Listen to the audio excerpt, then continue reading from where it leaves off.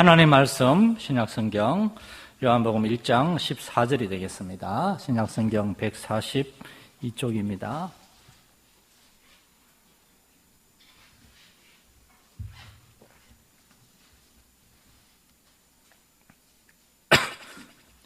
요한복음 1장 14절에서 18절까지 우리 한 절씩 교독하겠습니다. 요한복음 1장 14절에서 18절까지 말씀이 육신이 되어 우리 가운데 거하심에 우리가 그의 영광을 보니 아버지의 독생자의 영광이요 은혜와 진리가 충만하더라.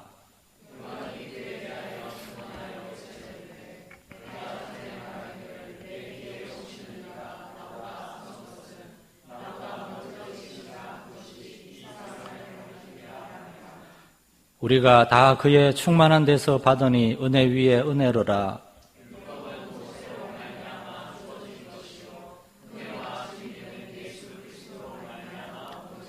같이 읽겠습니다. 본래 하나님을 본 사람이 없어되 아버지 품 속에 있는 독생하신 하나님이 나타내셨느니라. 아멘. 할렐루야. 예배 오신 여러분 환영합니다. 사도 요한의 복음서인 요한복음을 주일 아침마다 우리가 상고하고 있습니다.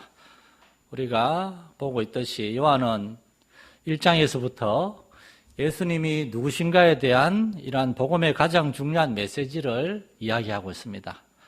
그런 본론으로 직행하고 있습니다.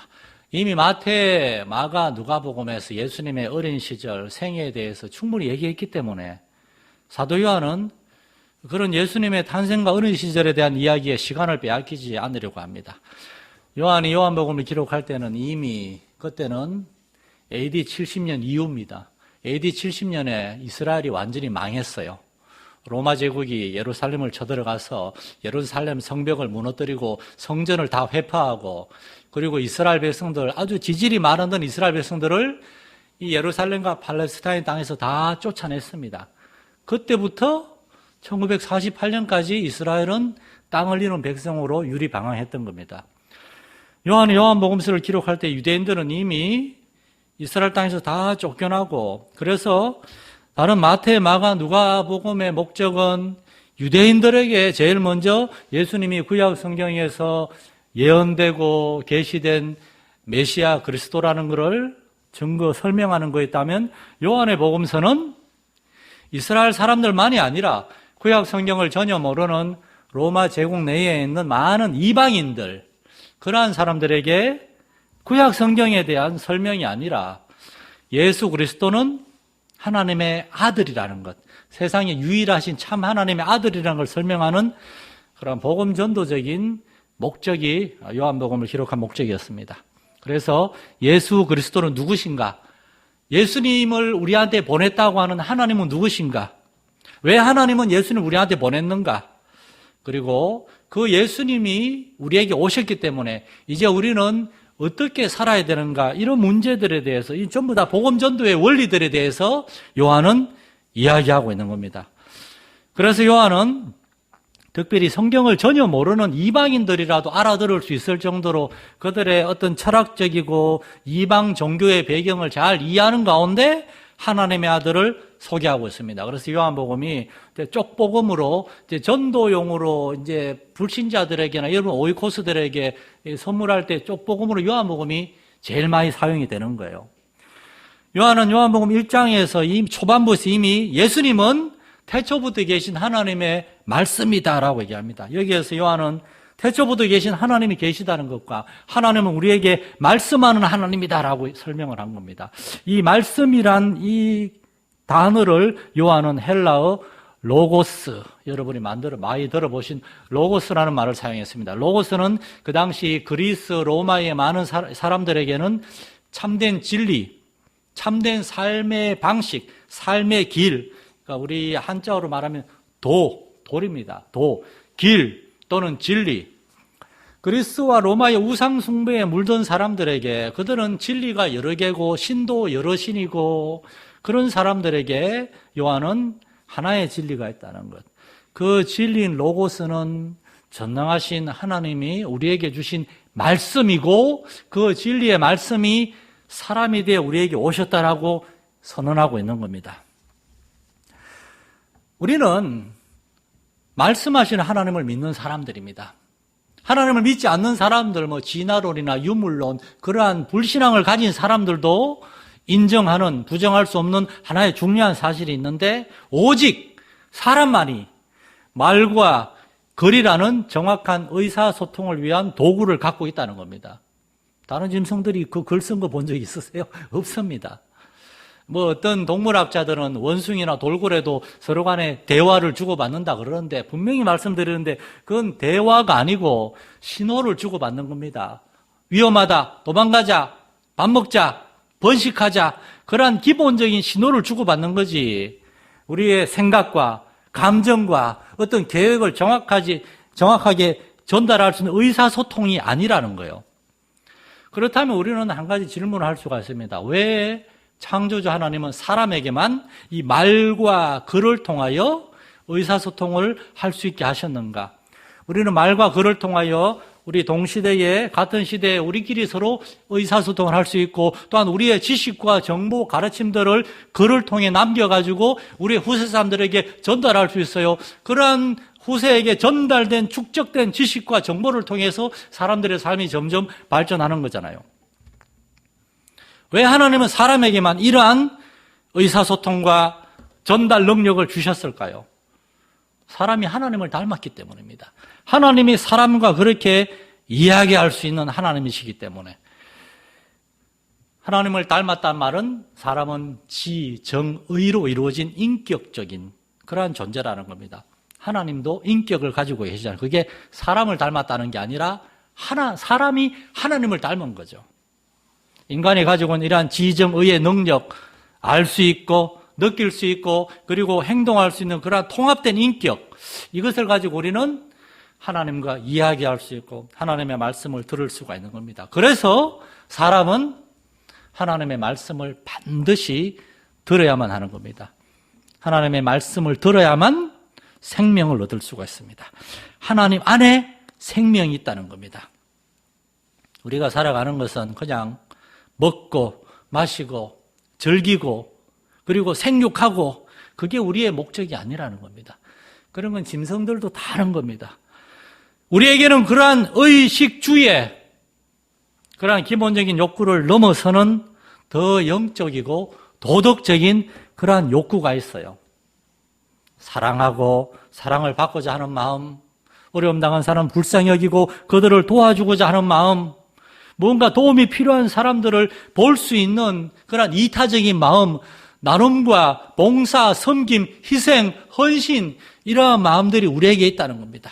하루를 마치면서 그날 저녁에 잠잘 때, 아이고 오늘 하루 세 끼 잘 먹고 재밌게 보냈다, 자 잠자자, 그런 단순한 사람들도 있을 수 있겠지만은, 그러나 사람들은 우리가 매일매일 살아가는 삶 속에서, 우리가 하는 일 속에서 무언가 가치 있고 보람되고 거기에서 마음에 충만한 기쁨과 만족을 얻고자 하는 그러한 존재라는 겁니다. 이처럼 지적이고 정적이고 또한 그 위에 더해서 영적인 심오한 의미와 가치를 찾고자 하는 마음, 그러한 마음, 진화론자들이 마음에 대해서 우리 안에 있는 호르몬과 뇌에서 분비되는 어떤 뇌 분비액의 어떤 부조화를 통한 과민 반응이다, 그렇게 설명을 하는데, 여러분 그렇게 믿으려고 그러면 믿으라고 할 수밖에 없지만 저는 동의할 수가 없습니다. 하나님이 우리에게 육체만이 아니라 하나님이 사람을 흙으로 지으시고 우리의 코에 생기를 불어넣으셔서 우리가 생령, 영혼이라는 게 아니에요. 살아있는 존재가 되겠다는 겁니다. 우리는 육체만이 아니라 그 위에 무언가 말로 형용할 수 없지만 하나님이 주신 그러한 생명이라는 것이 있다는 겁니다. 그리고 생명을 가진 사람은 그렇게 먹고 일하고 살고 그것만으로 만족하지 못하고 그 안에, 그 위에 더 무언가를 원하고 있다는 거예요. 그것이 바로 하나님과의 관계에서 오는 영적인, 도덕적인, 정서적인 그러한 충만함, 그러한 만족함입니다. 어거스틴이나 또한 프랑스의 유명한 수학자 파스칼은 아주 과학자고 수학자입니다. 어거스틴은 목회자입니다. 그러한 사람이 동시에 하는 말이 있어요. 인간의 마음 속에는 세상의 그 무엇으로도 채울 수 없는 공허함이 있다, 공간이 있다는 거예요. 그거는 하나님을 만나야만 체험을 받을 수가 있다는 겁니다.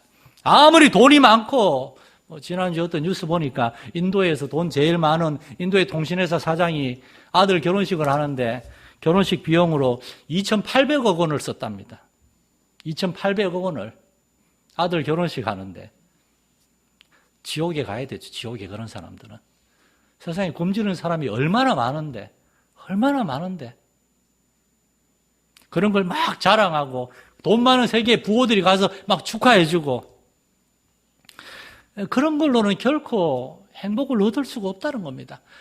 정말 돈 많은, 우리나라에서 가장 돈 많은 사람의 딸이 자살을 하고 가장 돈 많은 사람끼리 돈 때문에 서로 싸우고 다투고 그러한 돈과 물질과 가장 높은 자리에 명예로운 자리에 있는 그러한 사람들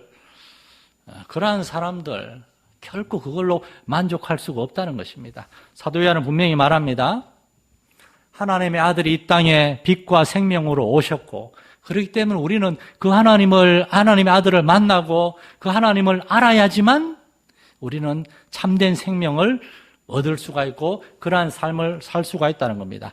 나아가서 사도는 하나님의 아들은 사람들로 하여금 사람들과의 관계만이 아니라 하나님과 올바른 관계를 맺게 하시려고 오셨다고 증언을 합니다.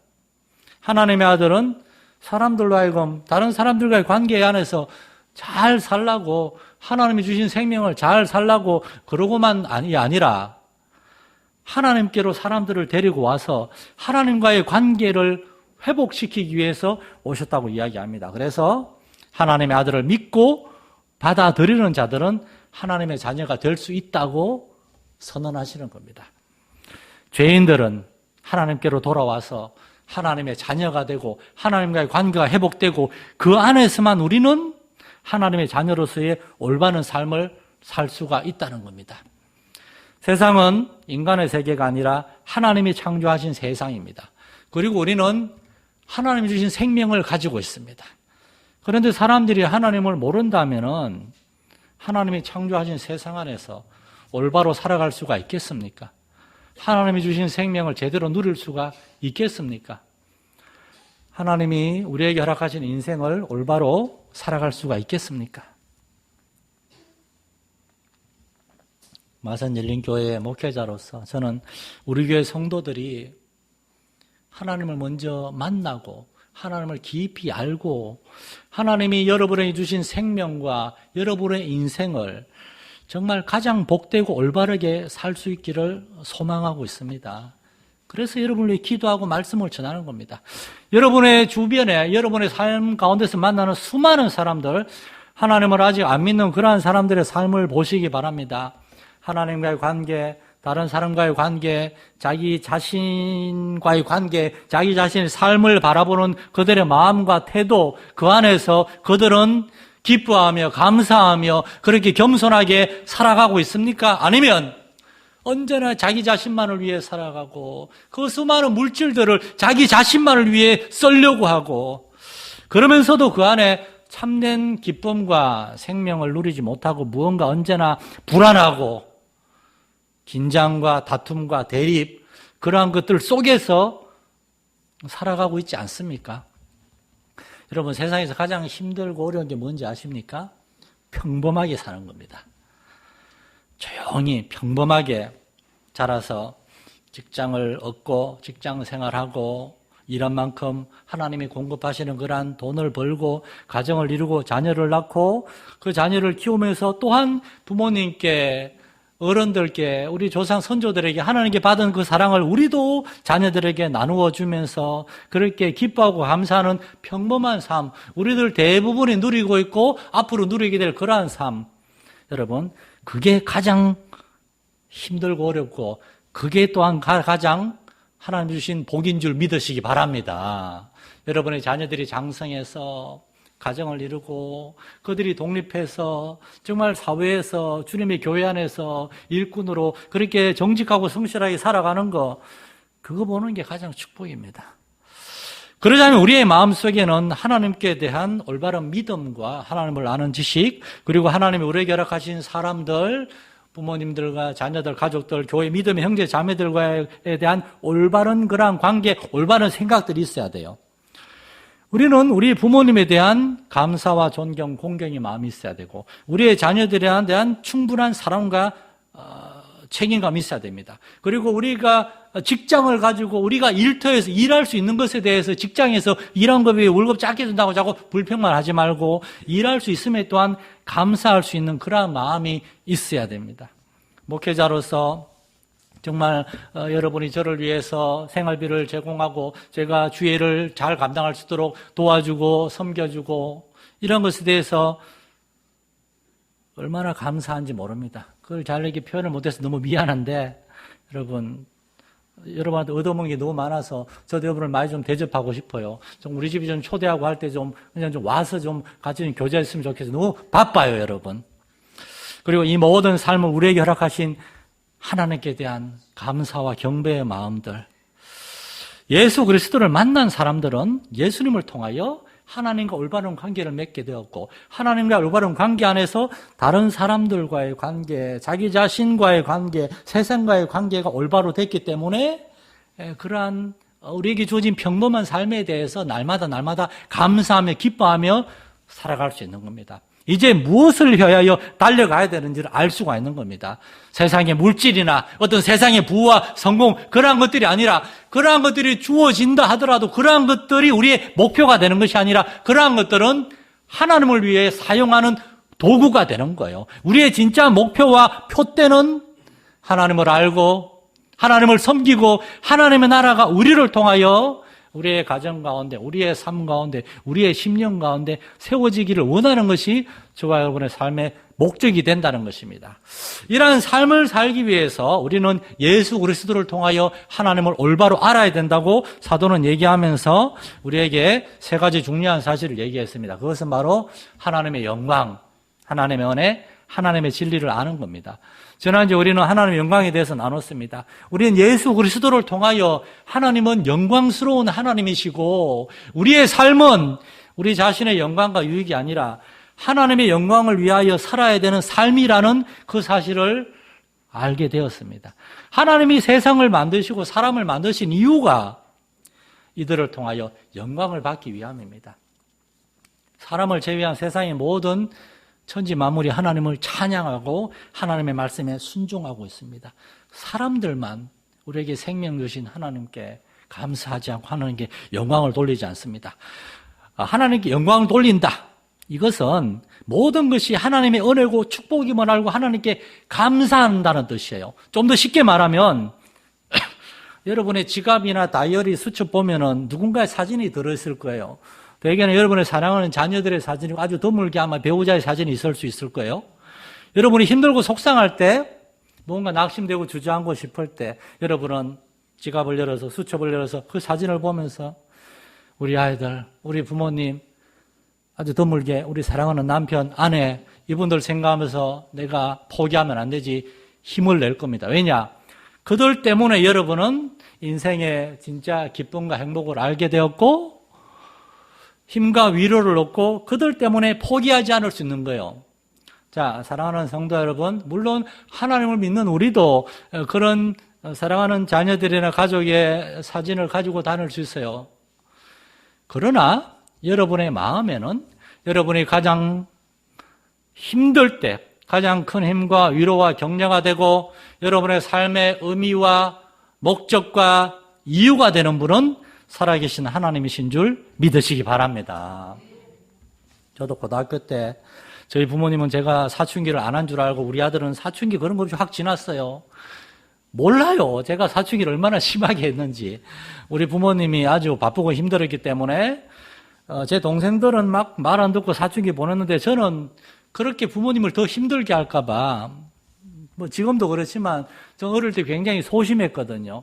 부모님한테 그렇게 모습 보일까 봐 저 혼자 교회 가서 혼자 기도하고 혼자 하나님 앞에서 울고 그런 때가 많았습니다. 정말 어떤 때는 공부하는 게 너무 싫고 심지어 교회 가기도 싫었어요. 창피하고. 그러면서 어느 날 그런 생각을 했습니다.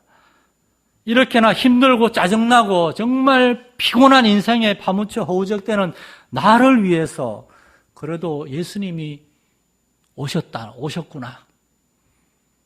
우리 부모님도 나를 사랑하겠지만 예수님은 정말 나를 잘 아시고 나를 사랑하시는구나.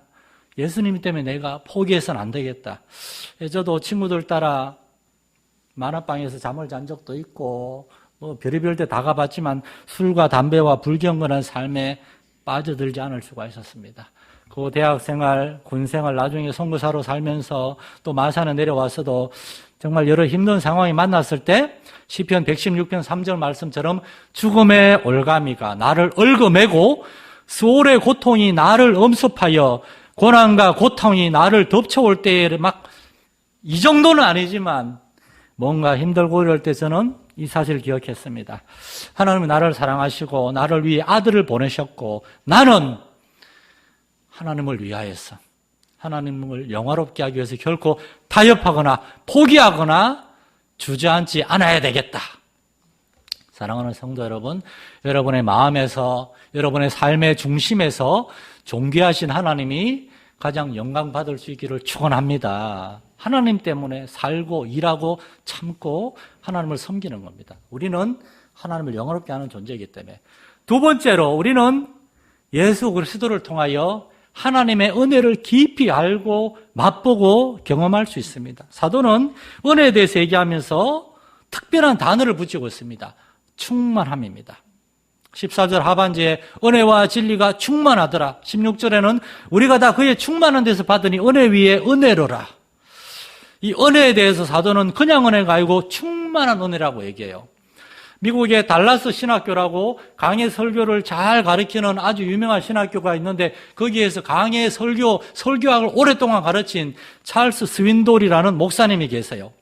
이분은 거의 30년 전에 미국 교회를 향하여 은혜의 각성이라는 설교 시리즈, 설교집을 냈습니다. 그 설교집에서 이 목사님은 오늘날 교회에 왜 하나님의 은혜가 이렇게 없습니까? 은혜가 없으니까 감사가 없고 기쁨이 없습니다. 은혜를 받지 못하니까 헌신하고 봉사하고 충성하고자 하는 마음이 없습니다. 은혜를 깨닫지 못하니까 우리 주변에 잃어버린 영혼들의 상태, 그들의 운명에 대해 무감각하고 그들을 위해 기도하지도 않고 복음을 전하지도 않는 겁니다. 은혜가 없으니까 기도하면서 믿음, 소망, 사랑으로 순종하지 않는 겁니다. 그러면서 기독교는 은혜의 종교이며 예수님을 통해서 은혜가 충만하게 되어야만 합니다. 그렇게 얘기했습니다. 그런데 은혜는 다 사라지고 율법만이 남게 된 겁니다. 17절에 보면 율법은 모세로 말미암아 주어진 것이요 은혜와 진리는 예수 그리스도로 말미암아 온 것이라. 율법이 잘못된 게 아니에요. 율법은 하나님의 말씀이에요.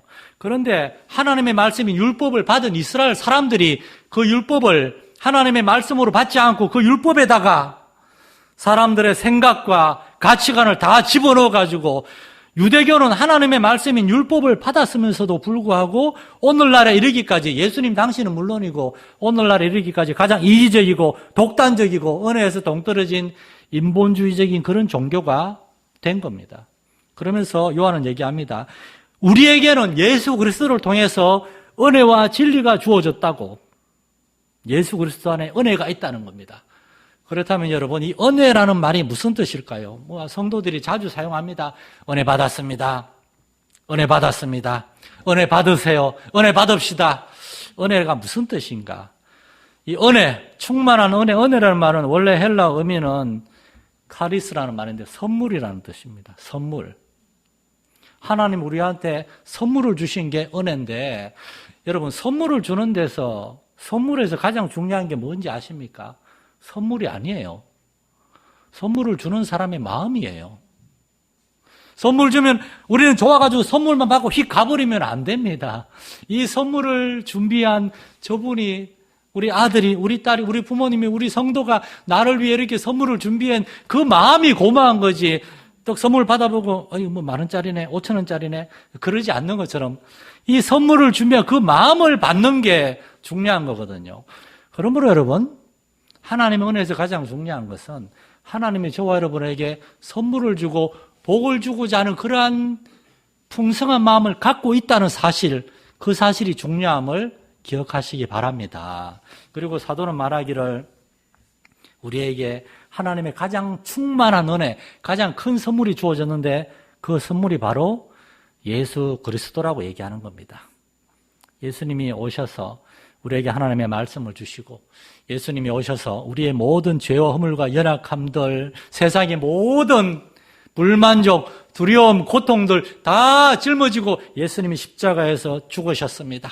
하나님은 예수님을 대가로 지불하시고 저와 여러분을 다 사셨습니다. 예수님을 통해서 우리는 하나님의 자녀가 됐습니다. 이것이 바로 하나님의 마음이라는 겁니다. 예수님보다 저와 여러분을 더 귀하게 생각하는 하나님의 마음, 이것을 알 때에 우리는 어떻게 살 수 있는가? 은혜가 회복될 때, 은혜를 깨닫게 될 때, 그때 우리는 하나님께 대해서 한없이 감사한 마음으로 예배하게 되고 말씀을 듣게 되고 그리고 하나님께 순종하게 되고 나를 이렇게 사랑하시는 하나님께 내가 무엇을 드릴 것인가? 주님, 내가 있습니다. 나를 받아주십시오. 나를 써주십시오. 그러면서 하나님께 우리도 헌신하게 되는 거, 그걸 가르쳐서 여러분 은혜 받았다라고 하는 겁니다. 예배 드리고 뭔가 기분 좋고 재밌는 얘기 듣고 그때 은혜 받았습니다. 그게 아닙니다. 여러분의 지갑 속에 들어있는 그 사진을 보는 정도를 넘어서는 전능하신 하나님이 여러분을 너무나 사랑하시고 여러분을 위해 그 아들까지 아끼지 않으셨다는 그 사실을 생각할 때 하나님이 지금도 나와 함께 하시고 내 기도를 들어주시고 나의 삶은 이제 나 혼자 살아가는 것이 아니라 하나님께서 나와 함께 하시는 그러한 삶이구나. 이것을 확정하기 위해서 하나님은 친히 그 아들을 우리에게 보내주셨구나. 그걸 깨닫게 되는 것. 이것이 바로 하나님의 충만한 은혜를 깨닫는 겁니다. 바로 그때 우리는 어떻게 살아갈 수가 있습니까? 사랑을 많이 받은 자녀, 부모님이 나를 얼마나 사랑하고 나를 기뻐하고 나를 자랑스러워하는지를 알고 있는 자녀들은 아무렇게나 살지 않습니다. 담대하게 삽니다. 진실하게 삽니다. 부모님에게 자랑이 되기 위해서 올바로 살아가려고 하는 것처럼 우리도 우리에게 생명 주신 하나님의 그 은혜와 사랑을 깨달았을 때에 우리는 이제 우리가 어떤 사람들인지 알았기 때문에 우리 자신에 대해서 함부로 생각할 수 없고 우리의 인생을 함부로 살 수도 없고 작은 말과 행동 하나하나에서도 이제 우리의 삶을 통하여 하나님의 은혜가, 우리가 받은 은혜가 다른 사람들에게 전달되게 해달라고, 우리가 하나님의 은혜와 복의 통로가 되게 해달라고 그렇게 기도하면서 살게 될 줄로 믿습니다. 우리 주 예수 그리스도 안에서 이러한 은혜와 깨달음과 순종이 있기를 축원합니다. 하나님 아버지, 하나님을 본 사람이 없지만 예수님을 본 사람은 하나님을 본 것과 똑같다고 사도는 얘기합니다. 예수님 안에 하나님의 모든 충만함이 다 들어있다고 얘기합니다. 하나님이 저와 여러분을 이렇게 사랑하시고 우리를 사랑하시고 우리를 위해 아들을 아끼지 않으신 그 하나님이 이제 우리에게도 응답하시고 우리의 삶도 하나님이 다스리시고 인도하시는 줄 믿습니다. 이 믿음의 순종함으로 하나님을 경험하게 하여 주옵소서. 하나님을 깊이 만나게 하여 주옵소서. 우리 주 예수님의 이름으로 기도드립니다. 아멘.